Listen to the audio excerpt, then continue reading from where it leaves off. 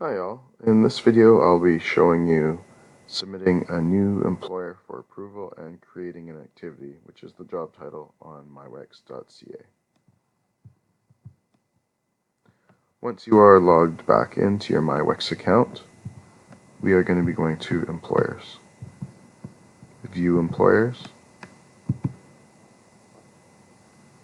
and we will be going Add Employer. Whenever you see the green circle, that means you can add something there. Alright, let's look at this warning.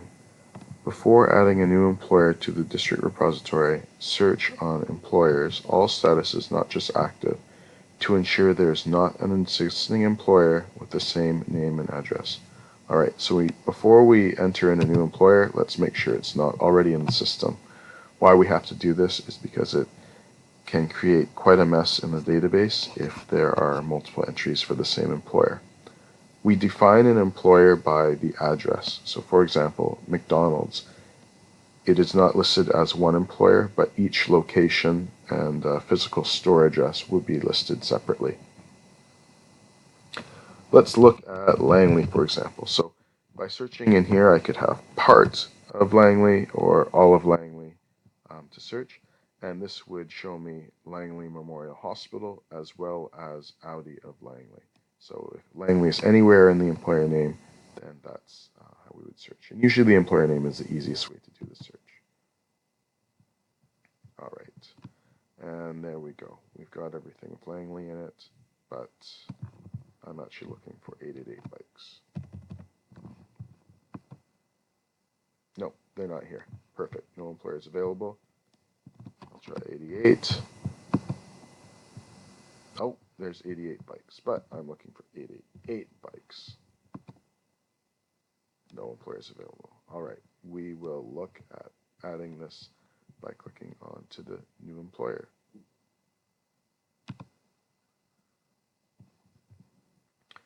All right, now we can start entering in the information for the new employer. So while there are asterisks and only some fields are required, for your employer to be approved at the board office, it's going to need as much detail as possible to make sure that this isn't a duplicate, we haven't worked with this employer before, and that this is an adequate employer, that we have enough information to add them to the database.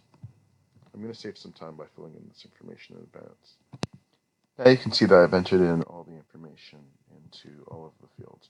The status can only be prospective because they have not been approved and added to the system, so it might be one that we could add. We've got all the information entered here, pretty self-explanatory. The primary contact detail is the person who's authorized to make the placement, so usually this would be the owner or the manager of the company, probably not a frontline employee. Down here for reserved, this is for district use only, so if you put yes, that means only school board office employees are able to make placements here. If the exclusive school is indicated and your school will show up here as what it can be exclusive for, this would only be something that you should be entering if the employer has asked to specifically work with only your school. And this is to ensure that other schools are not able to make placements there, so that the employer is not overwhelmed by requests from many, many different schools. Work study, this is for Marvin Mowitt's program. He's working with modified students on their work experience placements.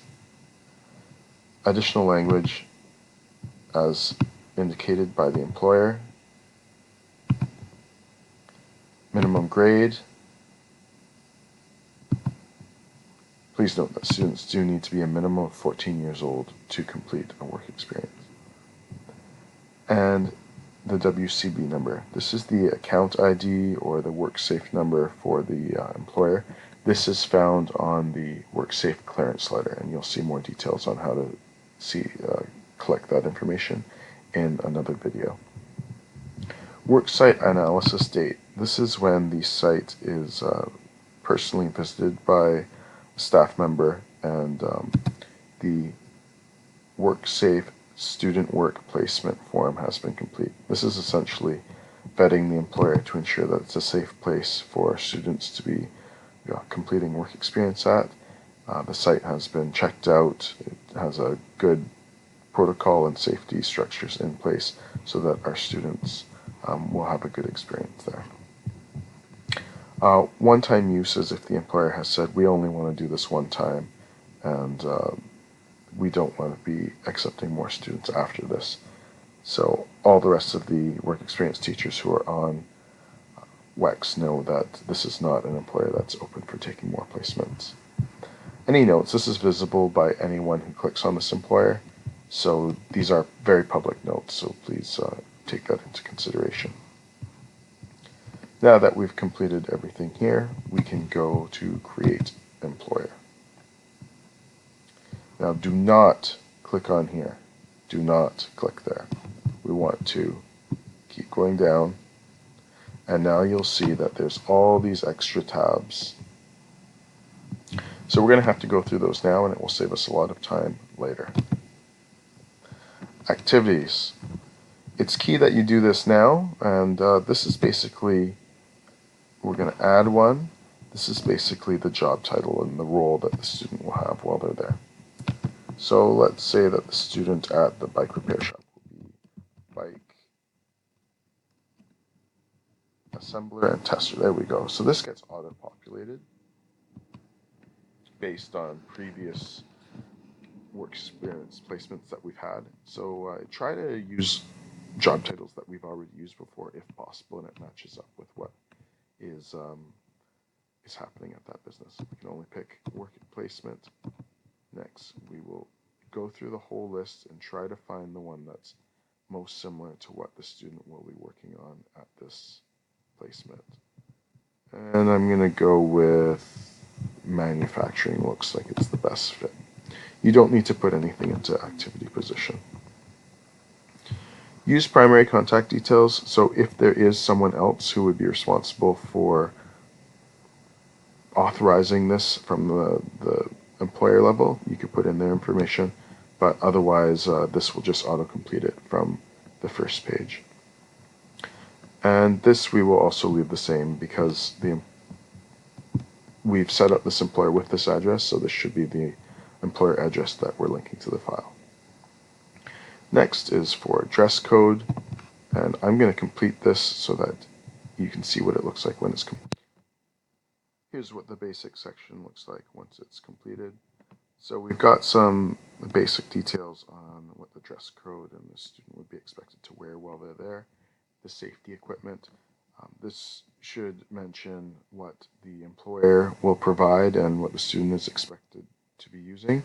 In addition to, if there's anything that the student is required to bring or be aware of, then bringing closed-toed shoes and knowing that they have to bring something and tie their hair back if that's something they need to worry about should be included here.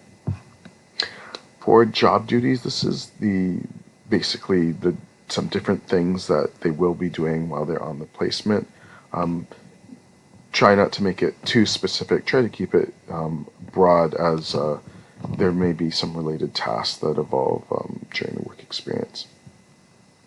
The work hours arrangement talks to when the student will be completing the hours. Now this doesn't involve the dates, but it does involve the days of the week and the times. So it's a good idea to put in when some set shifts should be happening. And if there are additional shifts that are agreed upon, or there are variable shifts just because of the nature of the work, please make a statement to that effect. And you can have a pretty wide range of times and dates when it will be accepted. Just make sure that the employer and the student know that the student is covered by WorkSafe as an employee of the Crown at a non-standard work site when they're unpaid, if they follow the hours listed here. So they can't be working at 11 p.m. They won't be covered as part of the work experience agreement if that's when the hours happen. For any additional shifts, make sure that the work experience teacher, or sorry, the WAVE teacher is notified about this, so that it is documented that this was arranged in advance, and and agreed mutually between the student and the employer. We're going to create the activity. And now you can see it says update activity. So now we know that that activity has been added to this employer.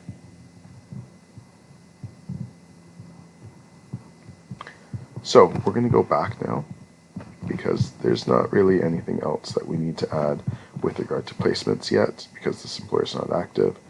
If there's any memos that needed to be left for this activity, it could be added here or it could be added to the main employer section.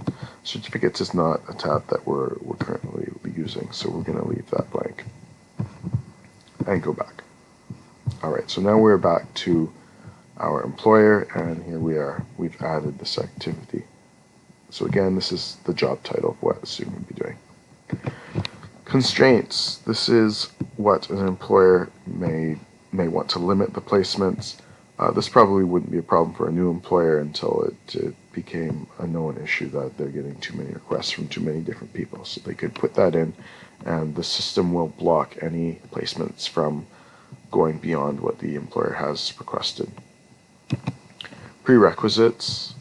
We can add prerequisites if required. Please get in touch with Jeff McSherry to add any additional requirements that your employer has requested we add in here.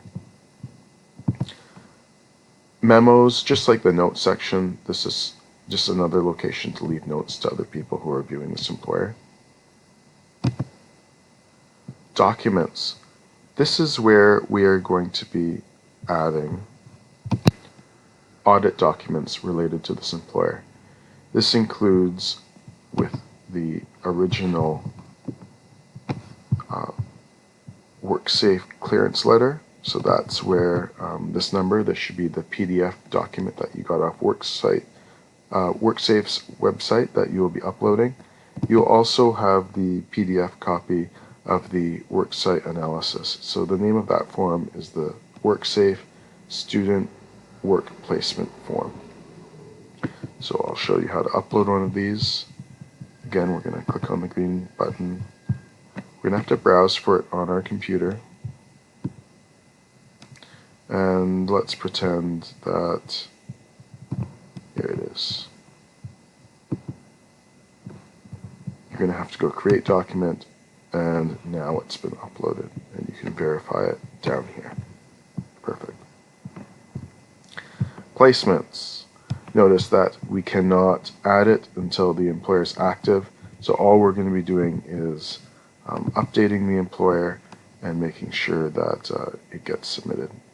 Oops, you can see I clicked update there, and the employer has disappeared. How I can get back to it if I leave that screen is if I go to Utilities, Employer Workflow. I'm going to search, and we can see that 88 Bikes is the employer that we're working with. Alright, so let's do a quick run over, make sure everything looks good. Our activities entered, there's no constraints, we don't have any prerequisites, we don't need to add any memos, our document was attached, and of course there are no placements at this time. So now we are ready to submit this employer to the district for approval so that we can look over this employer and make sure that it meets all the criteria for adding to our database. Click submit. So make sure everything is correct when you do this. It will be more difficult to change things after, and it will slow things down. Okay. Alright. So this menu, which is also visible by going Utilities, Employer Workflow, and then going Search. So this is the same thing. This is where we'll be able to see the status of it and if it's been declined or if it's been approved. So if it's been approved, visible by all, placements permitted. If you need the approval process to be expedited, email Jeff McSherry at School Board Office, and I will put this at the top of my list to make sure that you can add placements as soon as possible. Just give me a bit of time.